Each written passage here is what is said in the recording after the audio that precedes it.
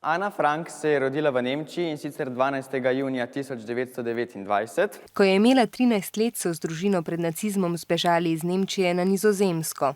Tudi tam niso bili varni, zato so se skrivali v tovarni, kjer je delal njen oče. So morali živeti v tem skrivališču v popolni tišini, da jih ne bi slišali delavci v spodnjih prostorih. Ana je pisala dnevnik o vsem, kar se je dogajalo. O težkih trenutkih, pa tudi o ljubezni.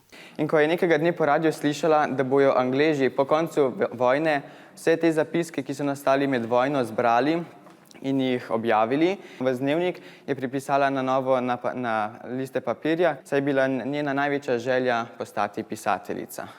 A Ana tega ni dočakala. Nacisti so njeno družino odkrili in vse odpeljali v koncentracijsko taborišče. V taborišča pa nacisti in fašisti niso zapirali in v njih ubijali le Judov, ampak tudi Rome in Slovane.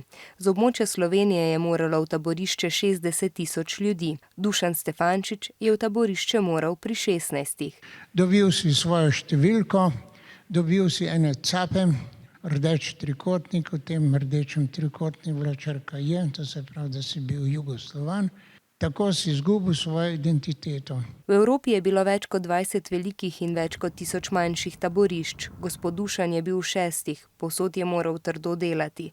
Priča je bil umiranju in ponižanjem. Samo udarci, vpitje, grožnje, samo to se je vrstilo in vse je moralo biti po enih določenih pravilih izpeljano do konca. Gospod Dušan je bil eden srečnejših, saj je dočakal konec vojne in se vrnil v Slovenijo.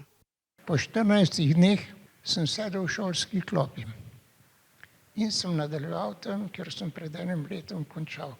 Več kot 12 000 ljudi z območja Slovenije se ni nikoli vrnilo. Po vsem svetu je v taboriščih umrlo več kot 6 milijonov ljudi. Tudi Ana Frank. A njeni zapisani spomini prinašajo sporočilo miru v sedanjost, kakor tudi besede gospoda Dušana.